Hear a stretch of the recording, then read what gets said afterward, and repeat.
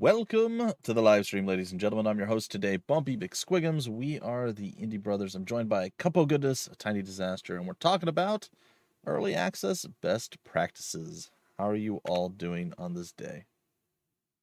Doing well. How are you, Bumpy? I You had a survived. 27-hour stream 27 hours ago. Actually, less than 27 hours ago. He did a marathon 27-hour stream. Yeah. He had the house to himself this week. It This was is about something 27 that hours ago. I think it was like Bumpy 28 and a half. snaps every 6 to 12 months and does this marathon streaming. I do. And it was pretty fun. The next day after he was done, when I went live, all of his community came rushing in because they needed somewhere to be because Bumpy had been offline for a few hours and it hadn't been that way for the last several days. All two of them. So thank you to the two. Hello, Oh, yeah. Missy. Greetings. Hey, Missy. Good afternoon. I'm sorry. Well, okay, hold on. There it is. Okay, it's updated too. All right. So, is everybody good today? You feeling okay, Cup? Tiny disaster. How you guys doing? I got good sleep last night. Yeah, so I'm feeling good. Pretty good here. Weather's starting to shift, so it's a bit of a pressure headache day, but I mean, spring's a coming, so. Yeah, so definitely allergies. The sun's out, but it's also windy and kicking everything up, and everything's in bloom. So there's definitely that. And I feel like I'm trying to avoid everybody else's, not my family, but just in the general area around here is like, man, I've got this cold. I'm just like, yep. So there's a lot of dodging, stuff like that. Ninja dodge of the colds, and just trying to stay healthy. But yeah, feeling good today, and ready to talk early access best practices. All right. Sounds okay. like a plan. I'm like, I'll keep talking. So this is an interesting topic because, I mean, obviously you could get into it very, there's a lot of minutia we could get into. We'll try to stay kind of bird's eye view on most of this stuff. There's different ways to think about it, like the production side. Early access best practices on the production team versus early access best practices on the marketing side. So we'll try to marry those things as we talk about the subject as well. Where do we want to start? I mean, there's just a lot of areas we could start in. We want to start on the production side. What kind of games make sense for early access? And I think that's probably a decent place to start. And we've talked about this before, but just to reiterate, early access games that will work out well generally are those that fall under the replayability, high replayability, category. The opposite would be like a single shot narrative driven game that once you're done, you don't need to play it again. There are exceptions to this rule. There are narrative based games that have gone early access and have found success, but there are exceptions. They shouldn't be thought of as, oh, they succeeded, so now that's a nice, easy avenue to go this way. Same with puzzle games. I feel like a lot of puzzle games don't find the early access route too, beneficial to them. In the end, sandbox games, of course, that's kind of their home. A lot of them, right? And that's I think about what it means to be in early access. It can mean different things to different developers, right? An early access game can be like a sandbox game that offers a fun experience, but is really not fleshed out at all. And the development has, a lot of room to grow. But you have this base experience that's enjoyable, and you kind of go from there, and you keep adding to it. And that can take, as we've seen, that can take like 5 years or more, right? Like there's some games that are still in early access that were. That's a very good 7 Days to Die is still in early access and adding new things. Yes. So there's a lot of games that came out in 2015 that have not graduated, so to speak, and they're probably doing that on purpose to some extent. But you think at some point they want to do the old promotional cash in of moving to 1.0, but it depends on I guess where they're at with their development cycles versus like a narrative driven game, like a sandbox, shooter or a sandbox kind of first person anything or whatever. You could take years and years to refine that, right? To get it to a point, and then you get to a point of refinement, and then you can go completely different directions of refinement as well and stuff. You're not going to necessarily see that in certain smaller indie releases. So something to keep in mind is if you don't have like a replayability loop, like roguelikes, however, would be, I think, something that, definitely a good opportunity there if you know that you're going to be able to add meaningful content as you go. So this is like getting into like one of the like production best practice here is what kind of content do you release when you start at early access, right? Like how much content do you release then? And then what's the content pipeline between early access and 1.0 look like? And then what's the content look like when it gets to 1.0?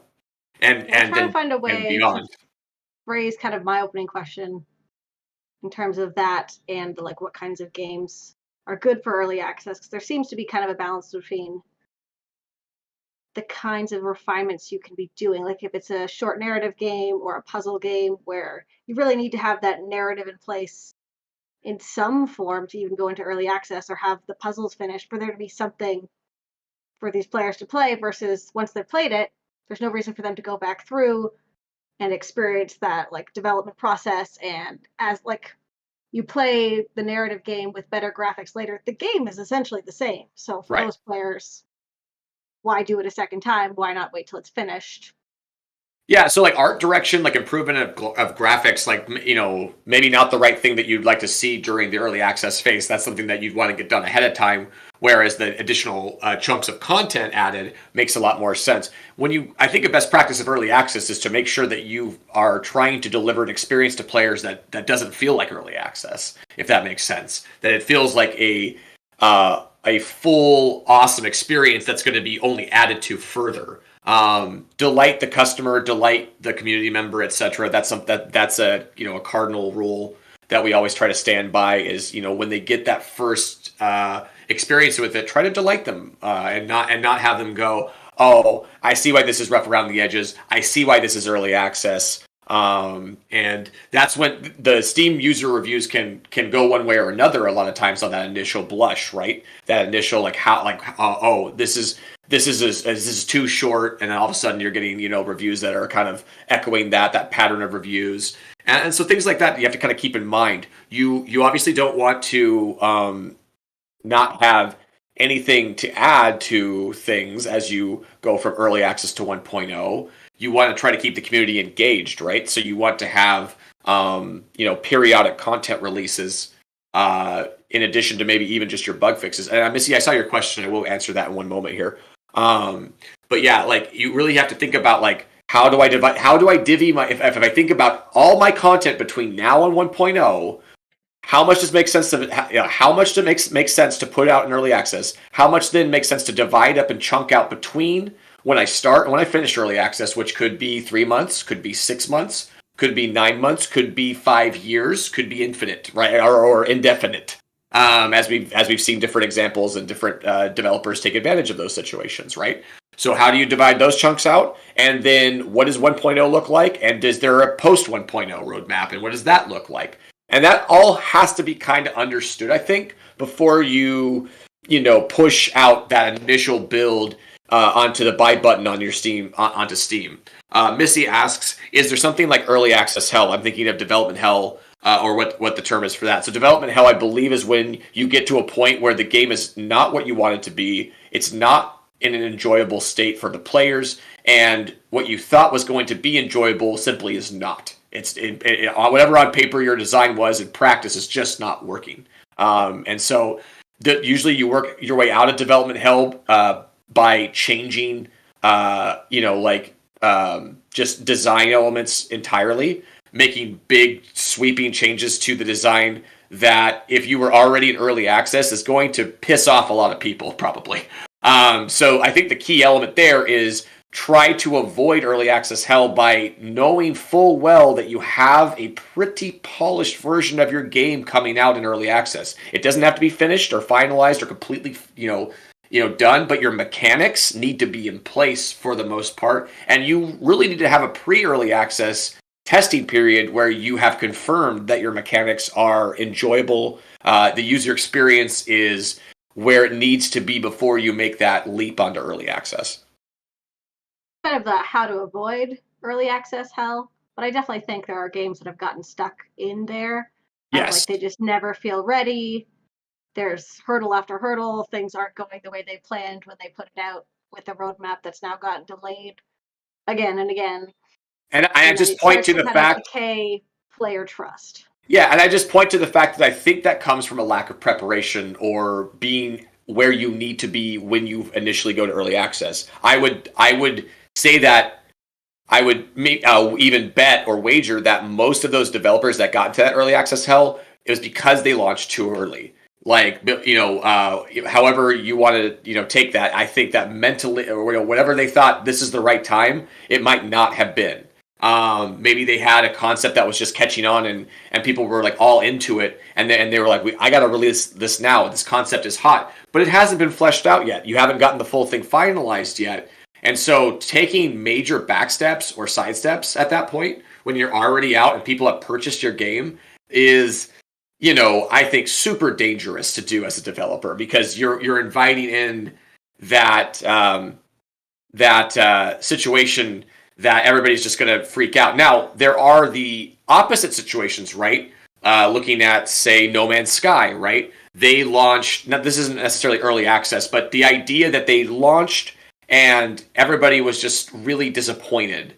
And so they made some heavy, design shifts, made some extra efforts in certain areas that they and said, we're going to try to deliver on this. And now No Man's Sky is in a completely different conversation with the general public, and when you go to the Steam store page and look at its reviews and things of that sort than it was when it originally started. So, you can work yourself out of it, but why get into it in the first place, right? This is what I'm kind of getting at, is try to avoid that situation if you can in the first place. Is it easy to avoid?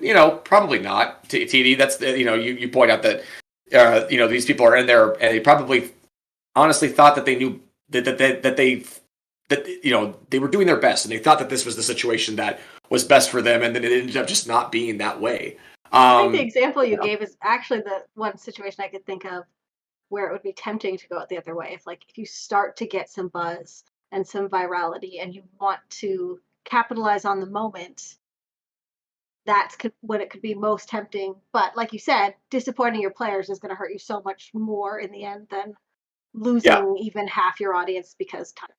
Try to leverage that in different ways other than releasing your game in an early access, I guess. If you have some buzz, if you have something going to wrap out your game, then try to create some additional maybe non-playable content.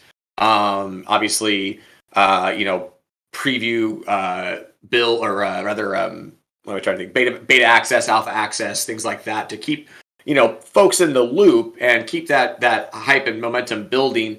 But they'll also help you build out that full concept better into a playable, mechanical situation that's not just a prototype. That's, getting close to where it's like, okay, I'm getting the full game experience, even though there's a lot more content to add. And you can hear from where I'm coming from on the early access side. I don't want to be messing with additional mechanics, art, sound design, even to some extent. I mean, you could add those things maybe with additional, it all has to be additional content at that point. I don't want to be changing base stuff. It doesn't make a whole lot of sense to be making those sweeping changes while you're already out with a buy button. That's not what people expect from early access games nowadays. And it's where I think a lot of early access devs are starting to win people back over is because they have such solid initial early access releases. Whereas years back, maybe they had that. It's not just that, but it's that paired with the fact that they're going to see things through vigilantly to 1.0. And obviously back in 2015, Bumpy knows, we have a friend, Party Commissar, who's been burned a couple of times by purchases he's made in his early access kind of purchasing career where the developers straight up abandoned the game. So this is something that I think is not as bad as it was maybe a couple of years ago in terms of developers having to fight against that notion. But you're still in a you're going to be studied very, very closely as an early access game. And if you don't hit the bar, the bars that they're expecting, if you don't pass the tests, so to speak, you could get stuck in that, maybe that early access hell that you were talking about originally, Missy, or a different kind of early access hell. I'm going to jump ahead a little bit on your notes because it sounds like, as you said in your notes, treat it like a full launch, it's statistically more likely to be your biggest pop as opposed to 1.0. And it sounds like you basically have to have your game ready to go to do early access. So the content additions to me make the most sense, right? Like it doesn't make sense to have an early access unless your game again is maybe like a RimWorld or a roguelike where the graphical upgrades are sort of this natural thing that happens anyway and nobody expects or demands them. And obviously, a game like RimWorld, a game like Tales of Maj'Al, they have gotten certain securities before they would go forward even with a Steam release, right? Like they've had thousands, if not dozens or tens or hundreds of thousands of copies sold with their pre-alpha or their alpha releases. So they have these security blankets knowing that the early access or the Steam release, whatever they do, is going to go pretty exceptionally well. So yeah, it's one of those things that obviously if you can get things going for you before you go on Steam in your pre-alpha, alpha, beta stage, then that's going to give you like that much more confidence when you do make that transition to early access, because maybe you don't have certain art aspects done or whatever, but you have the gameplay loop. It's there. It's in place and people love it. Then that's really what you need, right? I think to be an early access game is to have that core gameplay loop there and in a place where people can play it more than a few dozen hours before they get sick of it. If they get sick of it really quickly, then we get into that what we call like the sagging underbelly of early access, that middle part where you don't really have any momentum anymore, where you did in the early going, right? This is why periodic content releases are very important as well. But those only matter if the gameplay loop is keeping people kind of invested in the first place. Missy's example of Vampire Survivors is a perfect one, because every other game I'm trying to think of, it almost sounds like you need to have a finished game, whereas Vampire Survivors could offer some characters, some levels, and then add more of both of those to expand the experience, but you could still play pretty infinitely on what they'd offered. Right. I think that's really critical. Bumpy, what do you think? Like the early access thing for me is just basically like you have to have something that you're going to want to keep playing at least. That like draws you back as a player back to it, and then by the time you get to 1.0 you go, ooh, it's a shinier version. I think early access is a weird one because a lot of people just refuse to buy a game when it's early access, so it's always less than you would get if you were able to just release the game in full. You get stuff that not necessarily is stuck in what you guys are considering development or early access hell, but games that are in early access for years and years and years, and I guess I sort of see a benefit to that, as they are generally, people are more forgiving if a game doesn't do things 100% right each time they do an update and so on and so forth if it's an early access. Because I'm looking at stuff like Satisfactory. It's been early access since it was like on Epic first for a year or two, so like 2019, 2018. And it's still in early access at this point. It's had 7 major updates. It adds a whole bunch of new stuff. And the game was fun back then, but it's an open sandbox. You do whatever you want. You explore the world. And I can't recall much of the world itself changing. They might have added a little bit to the map here and there. But it's just what you can do, the extra things that you can add. So if you have something that's got, here's the base game, and then you can just add building blocks on top of it, which is essentially what you're saying. It's more or less a finished game. And then you're like, hey, we have this, but we thought, hey, maybe you want some sort of flying thing or a vehicle here or this or that. You can add all that stuff in down the road. I'm not sure, me personally, if it makes sense to stay in early access for that or to release the game, because you're going to have more people playing it, but maybe they're like, oh, well, they're done, and then they never come back to it. I don't know. It's one of those I'm weird wondering about things. that as well. Like, based on how you're describing it, Cup, like, what's the trade-off between like just post-launch content and doing early access this way? Yeah, I think you have to steer your own destiny on that. Like one of the games I'm working on has a clear 1.0 that we're going to be able to divide up into early access, but also early access and 1.0. But we also have a bunch of post-launch content ideas, DLC, free updates, etc., that are in a separate bin. So maybe that makes sense if you see it that way. As far as the content, if you have a limited amount of content, you may want to forego early access and just do the 1.0 thing after you have a nice beta segment or building of community and stuff with your store page optimizations and all that kind of thing. Obviously not every game makes sense for early access and shouldn't just do it because you get this you get a Hydra type of release, right? You get an early access launch and a 1.0 launch, and both of those do have benefits. Like it's not like when you launch a 1.0, if you have an early access release, you're getting nothing. That's not true. That's been debunked. Some people did think that was the case a couple of years ago or a year ago, but that's not the case. Steam does provide the same amount of impressions that they would originally either way. The key is that they'll react just as fast to your. So if it's just sort of a meh 1.0 launch, they react just as fast, even if you already have something established, maybe like 1,000 early access reviews or 500 early access reviews, we'll say. If you launch at 1.0 and not a lot of people are interested at that point, then you're going to get pushed down faster. The algorithm's not going to support you, just like a normal release would be, like your first time out. So it's something to keep in mind. Your credibility and what you built up. Yeah, it's still kind of a what have you done for me lately kind of thing, because if you get to 1.0 and there's no buzz at all and it's all kind of months ago, then there's not going to be that much benefit that you think is going to be there for having that what you've built up so far in early access.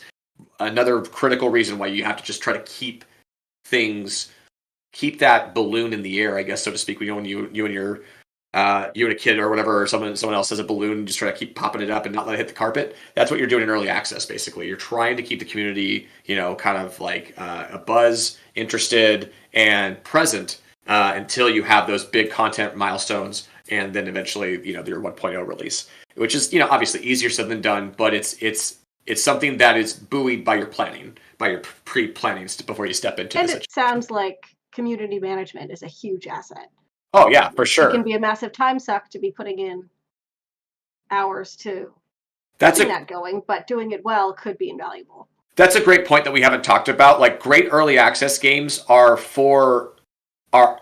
early access games have developers behind them that would like player feedback, would like players to leave their fingerprints and such on the game. Those games are primed for early access because they're willing to invite in that outside third party feedback and start to integrate it into the design. Now, can you be like an early access developer and not listen to a word that anybody gives you and still be successful? Yeah, probably. But like, I just feel like it's more of a common thing to see developers that are confident what they do. Successful early access developers will be confident what they do with the design decisions that they make and the ideas they have, but they'll be willing to look at player feedback and go, you know what, that's a great idea, or that's something that I haven't thought about that would work really well, or that this is proving out in the user experience is not as good as it needs to be. Let's make some improvements on that. That kind of thing can be so valuable in like a multitude of ways, right? Because it makes your game better. It connects your community better to you and your products and what you're doing as a studio, and makes them root for you more and really feel like they have a connection with you, which obviously they do if they're contributing those kind of ideas and you're willing to take them and integrate with them. I know for Arcen, for Vertigo, we will put players that have contributed significant ideas into the credits of our games, however they want to be credited.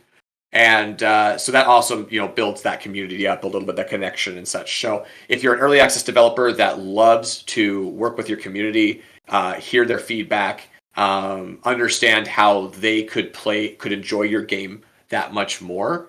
Like, if you're that kind of developer, then early access is definitely a space for you to get to after you probably go through your alpha and beta paces. I think that almost every game could, in a very limited way, benefit actually from early access, but they have to have very little stretch goals as far as that goes, and essentially run it as a wider reaching beta and stress test for different systems configurations. That's a great point. Sometimes the Steam audience might be too big for a game to want to do that, right? Like, it's like there might be a situation where they want to limit testers to a certain number, and then they want to come out after they have that kind of situation. But it wouldn't be that many games that were like that. Many more games would benefit from that wider audience, like you're talking about, Bumpy. I didn't mean to cut you off. Keep going. I was just gonna say, like, I've seen some games that will come to early access and essentially it's complete, but they'll lock off maybe the last third or last act or whatever of the game, Mm-hmm. and they'll only be in early access for like 3 months. And essentially that's what they're doing. They're like, is there any bugs or errors that's going to come upon the release? We have time to fix that, and maybe a little bit of extra time to finalize stuff. So they have the release date plan. They have this very tight window for early access, and I think almost every game could benefit from doing that.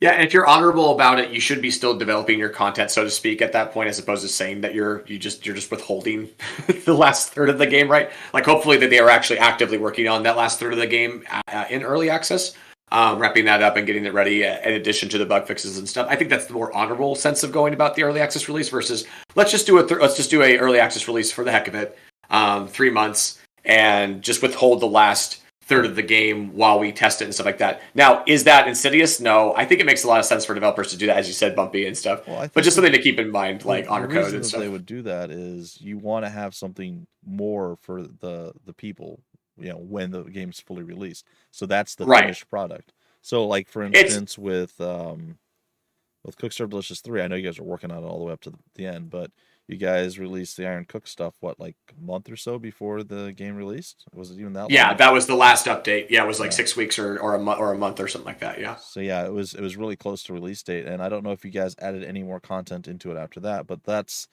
almost the same like feel as what I'm talking about. But I know you guys were working on it. I'm just saying, like, right. Well, and yeah, we ended up having, I think, like an 8-month or 9-month early access. We went from January to October, so we had a little bit. Obviously, that wasn't our only content drop or anything like that. Yeah, but it is interesting to think about. It's like, to me, it's like the diet. Don't do like the diet crime version of we have this full game developed. We're going to chop off some and we're going to sell it as DLC. At the end of it. Never do that. No. But this is like the diet version of that crime. If you have all the 1.0 content done and then you say, well, we're going to withhold some of it. I guess it kind of makes sense because of the early access aspect, like you said. Yeah, you don't want the story ruined either by content creators like myself. If you cut it off, they can't actually spoil it. So, I don't see the downside really.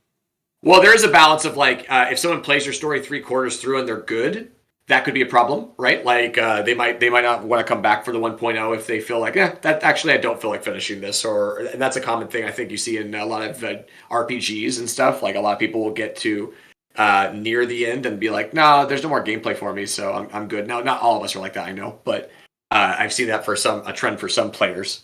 It's interesting to think about. You can get into the minutia of it. Like I think ultimately with early access, you'd like to have at least 3 months where you're developing some additional content, as well as having that grace period that Bumpy's talking about of people coming in and playing the game with expectations that it's not 1.0 yet, which is a good thing, I think, in terms of if you're missing anything or like we talked about. I haven't mentioned that on here yet, but like look at CSD2's release versus CSD3. So CSD3, we did early access. We felt like we really ironed a lot of stuff out, and then we hit 1.0, and that's when it went to consoles. And we were really super, super confident that we had like a super solid build at that point that people were going to enjoy, that was more or less bug-free, except for some edge cases and things of that sort.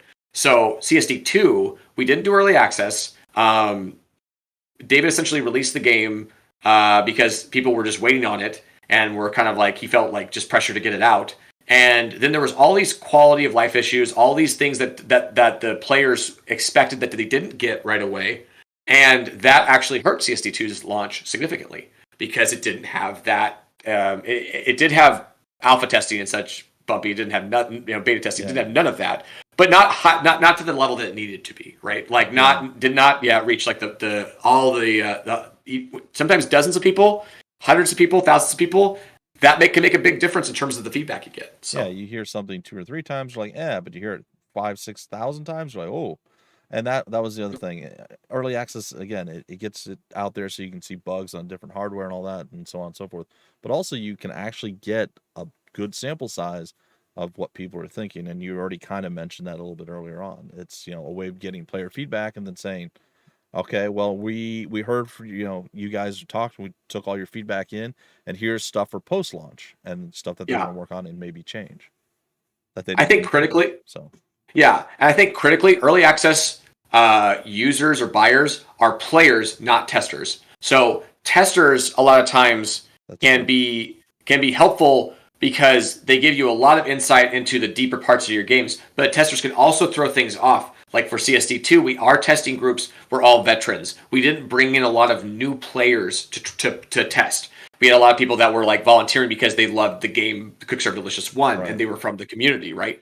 And so we got, biased information, right? Like we got biased feedback because we got all this feedback of, oh yeah, the game's in a great spot, not too challenging, right where the difficulty needs to be, like, obviously challenging enough. Yeah. And then it hits the new players, and the new players are like, what is this? This is so hard. I don't understand anything. And so you realize, we missed the mark on this. And we needed to have a wider set of players try this out. And early access does afford you that, because the people that play the game in early access are going to be more like regular Steam users than they are going to be like beta testers.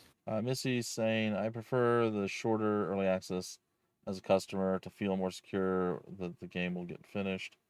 And yeah, it's true, right? Generally, they have more done when it's a shorter thing. And she also says, PS for testers on Steam. You believe Steam added recently this tester option for developers? I'm not sure I know what that means. I'm sorry, Missy. I think that they do have alphas and beta tests on Steam now that you can do. Like the playtest thing?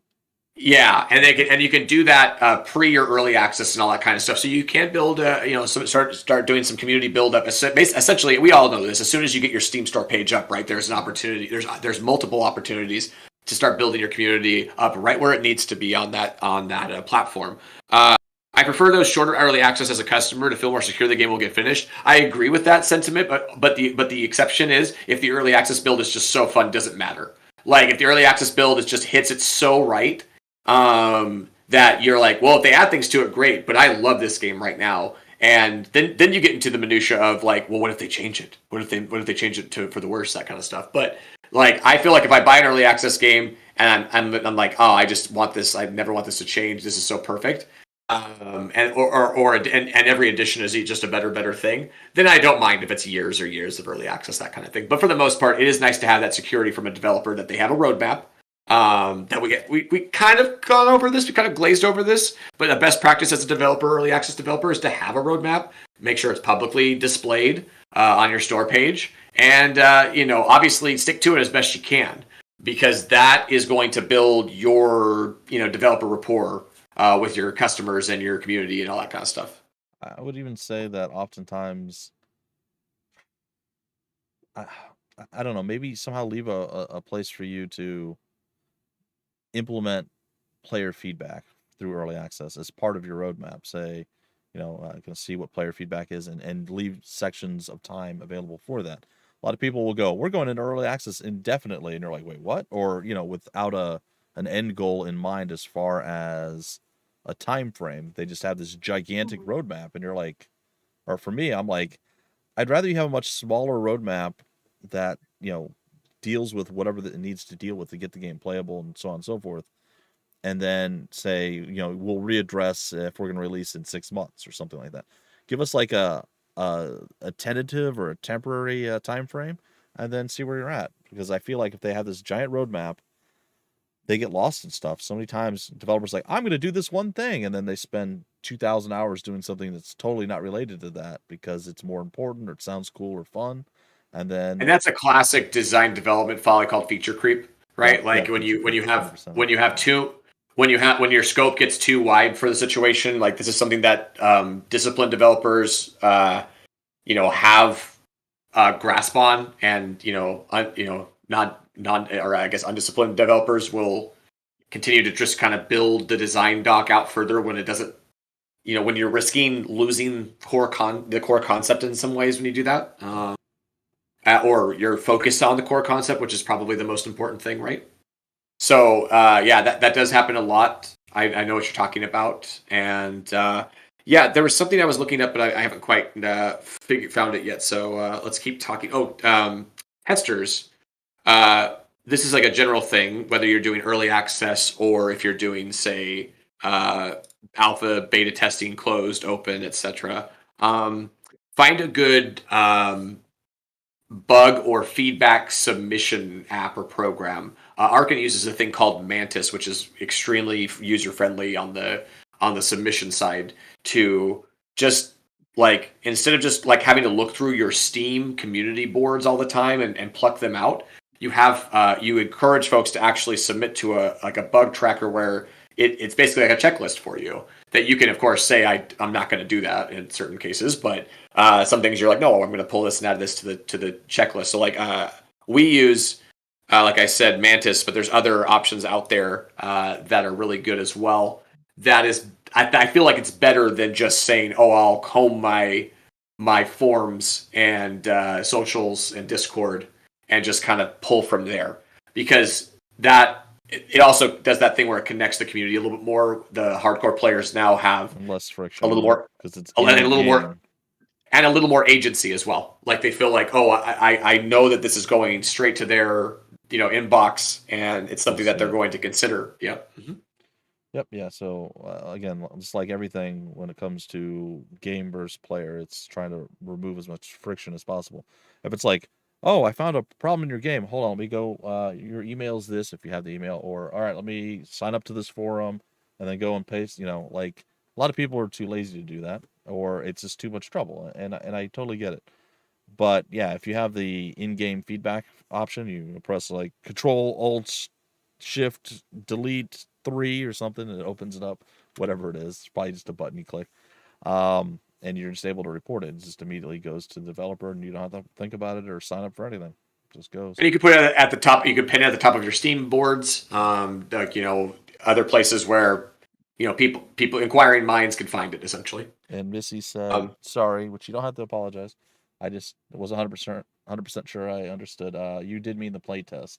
There is now an option that you can add to your store page, and users can request to join. Yeah. So it's like a sign up to beta test essentially is what it is, and anyone can sign up, and I don't know how that works on the developer side. I assume they just get a bunch of stuff, and they might even be able to have it approve all, because I imagine having 5,000, 10,000, 100,000 people signing up and having to click each one would be a nightmare. No, it'll be easier, I'm sure, usability than that. But I haven't looked into it quite yet. We might be looking into it for some of our games this year, as we get closer to some of our releases later in the year and early next year. So some other things that we haven't touched on, like on the marketing side, take full advantage of all the various Steam optimization stuff we talk about all the time on this show. Yeah. If at all possible, the game's Steam store presence, which includes store page, announcement posts, etc., should have the same or similar community feel as the game's Discord and other socials. So you're getting encouraging encouraging players to go into your Discord and all that kind of stuff is fine, but allowing a community to bloom on your with the store page and Steam presence itself is, I think, really beneficial, because new impressions that come in can kind of glean certain things from that when they see that the developer is very active on his page. When they see the developer is and the community are very active in the forums, and there's a lot of positivity there, that will, if there's 15 steps for a person to get from point A to where they're going to buy your game, that's one of those 15 steps, potentially, that one of those hurdles that they'll walk through. That's interesting. Something you said there, and I'm probably going to forget what it was. Darn it. I had it, and then I saw what Missy said. Was it Frox's thing? No, it was something you just... It's Frox's is right. Like, that's probably like the standard definition of development hell, is when there's just bugs everywhere and things are just totally bonkers and stuff like that. But from my experience, there are more than one. There's more than one development hell, or at least there's layers to it. Just remind me what you just said before that. I apologize. Like I said, take full advantage of all the various Steam optimization stuff we talk about all the time. Store page, announcement posts. We talked about how your community should have like the Steam community and Steam board should have a similar kind of community feel as Discord and other social medias, if you can, because you benefit from that. Because people feel, or new impressions will come in and say, "Oh, look, this community is active." The developer is active. Actively updating. Sorry. Actively updating is very, very, very important, because people, even within like a week, sometimes it's stupid how fast the Steam reviews, the thing that is good but also horrible at times. Steam people will be like, Oh, I haven't seen an update since 2005, and yet someone literally updated 700 times in that time, and they never changed the reviews. Dead game, abandoned, all this stuff. So the more you're actively able to update the game, the better the less likely you're to have those people who are like, oh, this is a dead game. They're never going to fix anything. They don't work on it. So if you get into a set schedule, say you do it every quarter of a year, drop mini updates of stuff that you're working on, like tell them what you're working on as like a community Right. update thing, right? And it doesn't have to I was necessarily gonna be a say, patch, but I was going to say, but IB stream, what if I don't have enough content to update all the time? Well, then you update about the updates. yes. You as in you talk to them and you Tease, post announcement posts. And you share, obviously on social medias and stuff, but you should be, preparing, like you said, like maybe a weekly, or twice, 2 to 3 times a month, general announcement posts, or not announcement, but like update posts on Steam. We call them announcement posts because that's what they're actually technically called. Yeah. But you know what I mean? You can do anything in terms of updating, announcement, etc. And if it doesn't even necessarily have to be connected to the main game, although it's nice to have that mentioned every post. And then maybe some other things that you're working on, ancillary to the main development and design of the game. Maybe some marketing stuff, other partnerships, connections, cross promotions, etc. Again, I'll just use the example Satisfactory. I haven't played it in a while, but I know it's one of Splooch's favorite games. So it's usually big chunks of time between their updates, right? So, but what they'll do is they'll be like, oh, look, you have a new flying friend that can help, or oh, you have this. They tease like these different units or whatever it is that they're updating. So stuff like that definitely helps. And I wanted to say here, Missy says, checked into Steamworks info, and you can say how many you want to accept and from which countries, and Steam will randomly choose access from the pool that applied. That's really weird, but also cool. With those So Bumpy updates, points out, please let developers have a post on what is added and what did change in this version. Yeah. Whenever you do an update, it's always good to have patch notes. 100% agree. 100% agree. Bumpy point is kind of getting at something with Satisfactory as well that is a really critical point, which is to make every content update you have, build it up, make it its own event, make it its own release. Make sure your content update is not build version 1.3 or 0.342. Like make sure it's like the jetpack update, right? Like scraper pack or something. Right. Yep. So you make every content update isn't just satisfying the bare minimum of providing, that new click of content, but it's also getting the community excited about this next upcoming thing. And Satisfactory did. They showed you bits and pieces of it as it got developed, and as they got art for it and closer to the release to get people hyped and excited for the next version that they were going to get of the build. That's really smart. Yeah. You could even go with off the wall crazy things like the Lime Zebra update. It has nothing to do with Lime Zebras. You just, whatever it is, just something that's like people are like, what? Because there's like a lot of games that do that. Or April Fools, add a bunch of Lime Zebras into your game for a day or something like that. You can totally do all that kind of stuff. One thing that the other thing I mentioned, just as we're getting closer to the end here, participate in sales. If you don't want to discount much, just stick to the 10%, which you should be doing anyway at your early access launch. We've talked about in the past plenty of times why you need to be on discount, even at the 10%, which is the lowest threshold that you can discount at right now on Steam. You need to be doing that for additional visibility. You're killing your visibility if you're not doing that. And that's at launch, early access launch, or anywhere in between. You're going to be general pricing thoughts for early access versus your full. Great question, right? I feel like this is way more complicated and is like a really challenging question. I feel that it is so circumstantial, and if you are a game that starts at $15 and then progresses up to $30 at 1.0, that might make complete sense. It also might make complete sense to launch at $30 in early access and be $30 at 1.0. It really depends on a kind of not just the content addition stuff, but also your philosophy as a developer in terms of what it means for someone to buy in early versus buying in at 1.0. I think a lot of that kind of can come into consideration. Do you give benefits to people who buy in early, or do you the loyalty thing? Right. Does it make sense based on maybe your early access was meatier than you anticipated, and all of a sudden there's much more content in the game now, and it's more of a $30 game than a $20 game.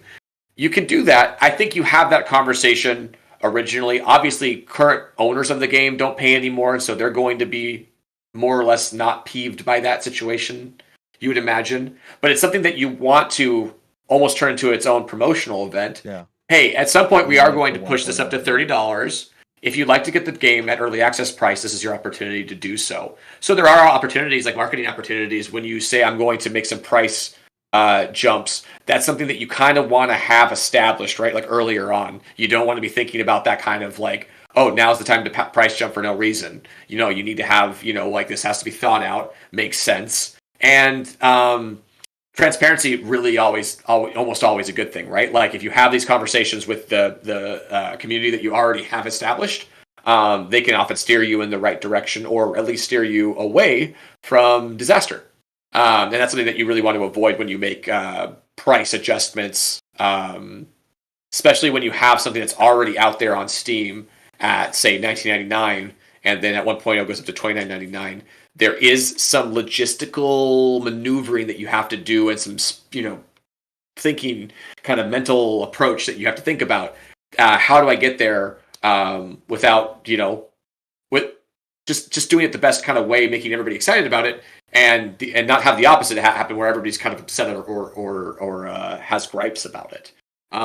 So there is one really circumstantial I'd want to caution against, and you could do it. It'd be bad. Don't do it. And that is, if your game is, we'll use the $15 and $30 example. So if your game's $15 and you're going to move it to $30 when it comes into 1.0 release, you can discount it heavier than you normally would for the original release. For your week-long release, usually you get like a week-long sale. Maybe do it 25%. Do not do it 50%. You will have very angry people. They will be mad at you. If you're like, oh, it's going to go to $30, and then you discount it back down to $15 for that initial week, people will be mad. That's not a good plan. Don't do that.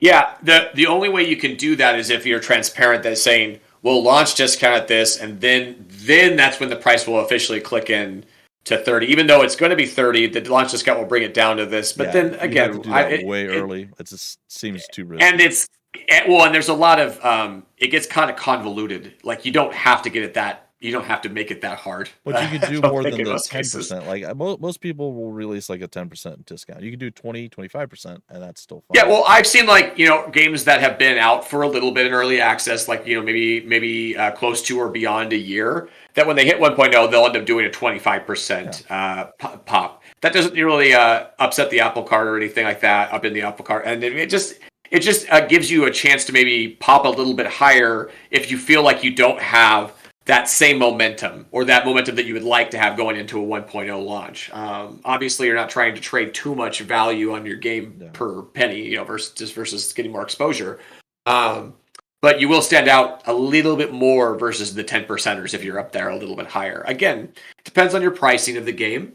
If we're talking about a $9.99 versus a $19.99 versus $29.99, it's all different, you know, in terms of how you want to progress and use your discounting. But in early access, I would encourage you to take every opportunity to discount somehow, some way. You know what I mean? Like if you get an opportunity to do your customs, summer sale, don't sit those out because you're in early access. Unless your early access is just going so good, then fine, no big deal. But if you're continuing to, push for exposure, push for additional revenue, and that's something that is important to you, then you really don't want to pass up any opportunities to get the additional exposure, wish lists, and ultimately probably sales that you'll get through these additional, discount opportunities. This makes another interesting point, and I've seen it happen a few times. I don't know how I feel about it personally. It's fine, but it is a weird one. It's hard to do right, I think. But essentially incremental increases in price based on how much content's being released from early access all the way to launch. So if it's 15 to 30 at launch, it might go 15 to 20 to 25 to 30 through these big update milestones. Now we get into like the psychology of how humans work, right? Because like humans, like if you do this like consistently, most people won't even kind of notice, but at some point, some of us might be like, hey, wasn't that like $15 originally? Yes, it was, and here's why. That's kind of what you need in that situation, right? Like it's like yes, it was originally $15. There's been content additions since. If you have questions about it, maybe that's in the bottom of your long description, that kind of thing. If you're still in early access, then you can obviously include that in that early access section that you do not have in Steam, in a 1.0 or post-launch situation. The thing up top, the facts. Something that we haven't really mentioned or we kind of have glossed over is that you want to make sure that's usually where your roadmap is going to reside. You do have a Steam early access section if you are in an early access game, and that is something that you really want to have. You don't want to have it you don't want it to be a word mountain, but you also want it to clarify and be very on the nose with what exactly it is that why it is you're in early access, what your goals are, what your roadmap is, etc. Getting that across to people is a very important thing as well. Very good, important best practice. That's something that you'll be dealing with almost immediately as you get your store page set up when you're getting ready for early access. But it is something that don't flub and take it seriously and make sure that it's fleshed out like it needs to be. And if you need help, look at other examples of successful early access games and see what they're doing, because a lot of times that's all you need to know in terms of format. Okay. Just got to get the formatting right, and let's go from there. Here's the early access section he's talking about here, and then you can go to read more, and just a whole bunch of info thrown at you. Right, and again, I feel like it's a hybrid space. I feel like there is a place where you can be absolutely verbose about it, but anywhere on your Steam store page, I'm not totally sure that's right to do. You want to be just the right amount of verbose and concise, I guess. Brevity still sort of in mind. And then if they need to learn more, they can go through and learn more on your website, on other areas that they can locate it and get into. Because what we're talking about here is a very low percentage of players that are going to get this deep into your store page, or impressions anyway, that get this deep into your store page. So just make sure that there's enough, information there without being too worried. Because of course, a lot of people that would maybe not read that may take it up if they don't see that it's 25 paragraphs. If they go, okay, I can read this reasonably in 1 minute. Isn't that our society right now? It's like, well, what kind of read time? What kind of read time is this? 4 minutes? Okay, I'll do 4 minutes. Oh, it's 12 minutes? I ain't got 12 minutes right now for this article. You know what I mean? And so I kind of like that, but I also think, oh man, that's just such a mark on us, on who we are as a society right now. Yeah.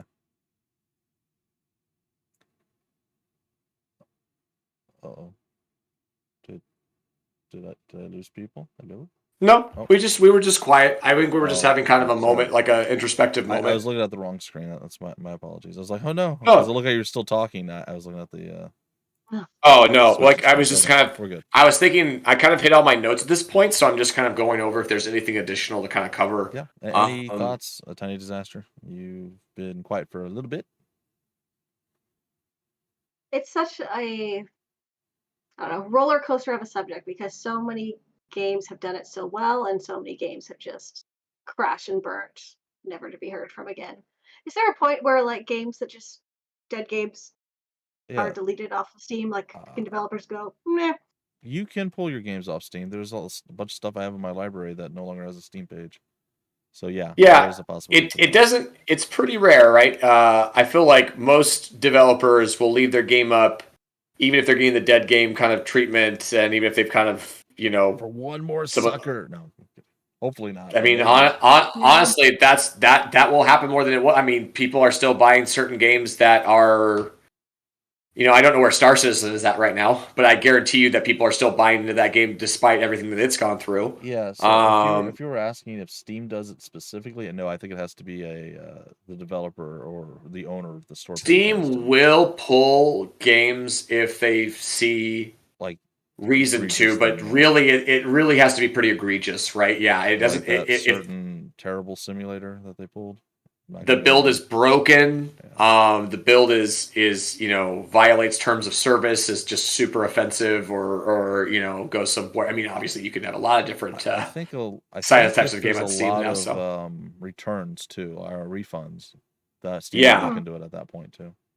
And social outcry. I mean, I've seen games disappear because of social outcry before as well. So obviously they're not free from being susceptible from like social pressures and things of that sort when it's put on them. So I was more uh, generally thinking about just the level of trust with an unknown developer. If there's a game you're interested in, and kind of balancing taking the leap as a player versus yeah, how you're getting that level of trust across as a developer, all of that kind of stuff. yeah. To me, it starts with just putting out a really fun early access build right off the bat and giving them value for what they paid for right off the bat. Right. So yes, that relationship is still you're still on the hook for the 1.0. You're still on the hook for all that.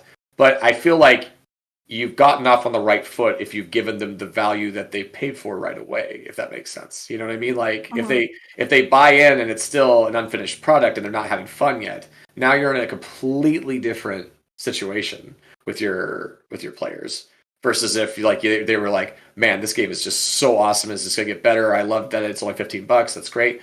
You're off the hook a little bit versus if they're like, well, I've invested and this thing isn't done yet, and I'm expecting a lot now. Like it's not the pressure I would want to put on myself as a developer. Is the latter scenario? Yeah, like you very much described, kind of one way of your ideal way of doing early access. I'd be curious to do kind of a deep dive into a few different early access games, maybe in a future show. Probably Yeah, not having people submit. We'd need to kind of like cherry pick of different styles of early access. Satisfactory was a great example, I think. And we could find, like you said, a handful of other games that were completely different from Satisfactory that we could do almost like we do with our, like you said, our store page and our trailer reviews, where we kind of just, we just look over all of those different pages and see and kind of try to glean what they're doing well.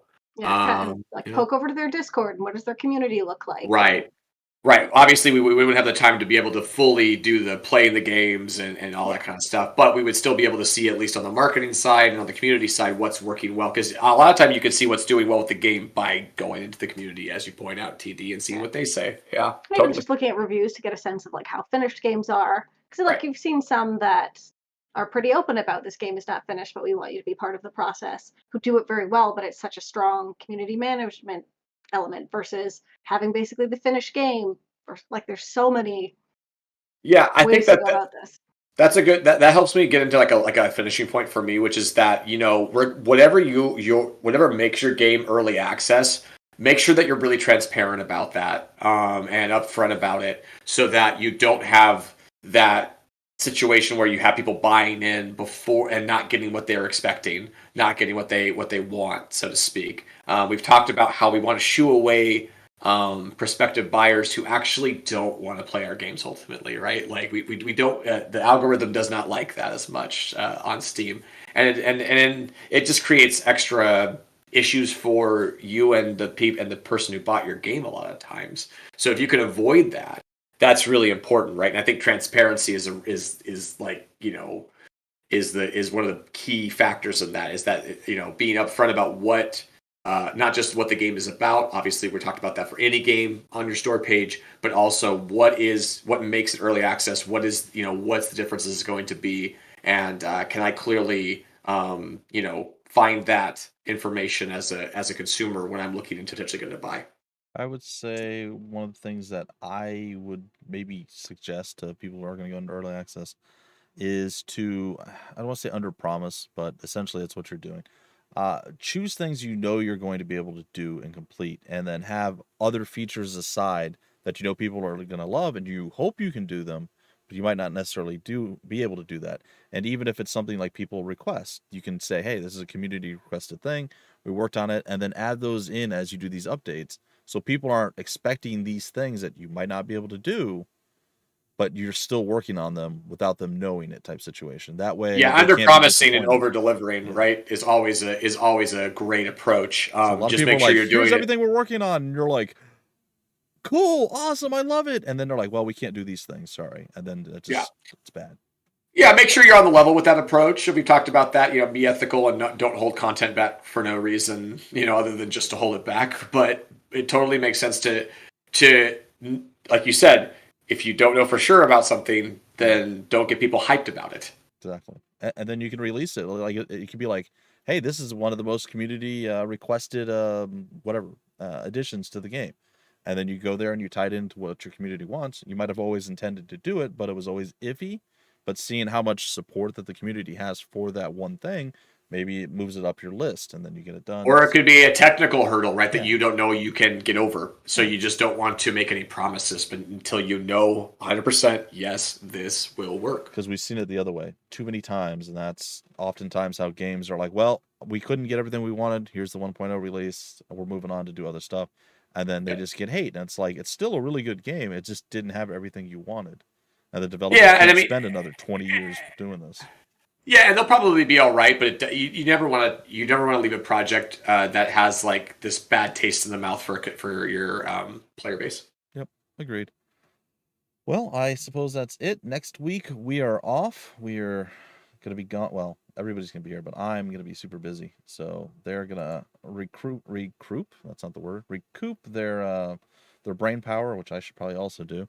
And yeah, we'll come back the following week. Do we have a topic for that? I think we do, but I don't remember what it is. The week after next? April 20th, accessibility and game design.